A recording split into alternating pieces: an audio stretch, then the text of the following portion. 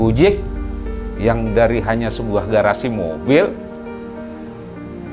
sampai sebesar ini, bangga saya. Saya ikut membesarkan Gojek walaupun nilainya nggak seberapa mungkin.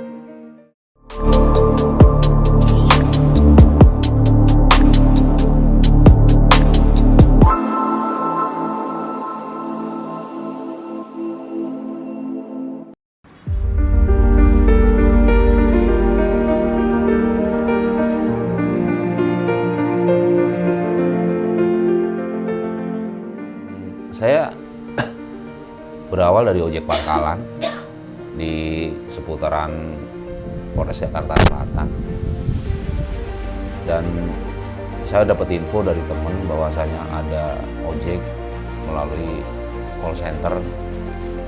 Nah, saya ini orangnya penasaran, pengen tahu bener nggak sih ada. Nah, saya dikasih alamatnya, saya cari di daerah Majestic. Teman satu pangkalan. Nah, akhirnya saya cari ketemu.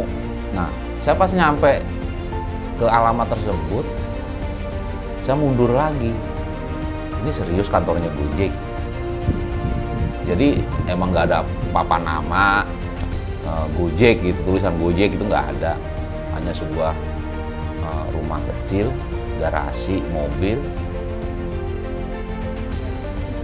Pak Nadiem nggak ada iming-iming apa-apa ya, cuman Pak Nadiem itu selalu menekankan bahwasanya sayang kalian ngojek banyak waktu yang terbuang, kalau kalian gabung di Gojek waktu yang terbuang itu bisa dapat orderan dari Gojek.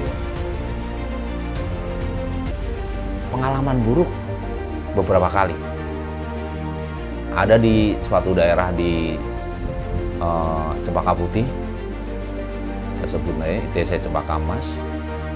Waktu itu saya malah digampar. Saya ngasih brosur sama kartu nama, saya digampar. Ah, nipu kamu sama korlapnya Opang. Ya, saya cuman bilang begini, Bang, nggak usah main kekerasan, saya ngajak baik-baik. Itu pun kalau mau, tidak mau pun saya juga tidak memaksa. Saya pengen Opang nih Jakarta semua ikut bergabung di Gojek. Jadi saya dan teman-teman ini ngebit. Kalau di Gojek kan istilahnya ngebit. Kalau ambil order itu ngebit. Jadi kita ngebit kemana-mana ini aman.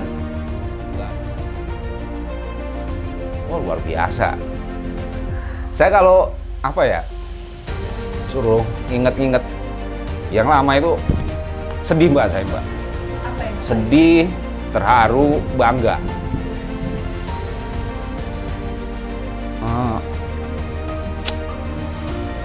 Bahwasanya apa yang kami dan teman-teman perjuangkan ini ternyata tidak sia-sia.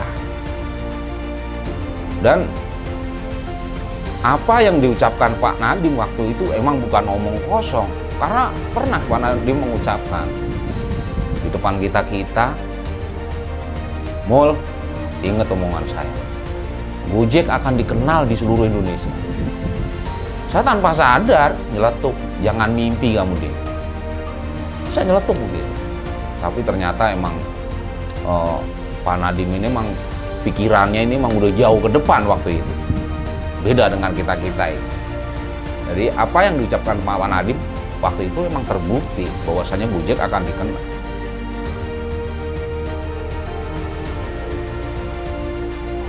Enggak, karena ya itu tadi Mbak, saya ini udah terlanjur cinta dengan Gojek, perusahaan yang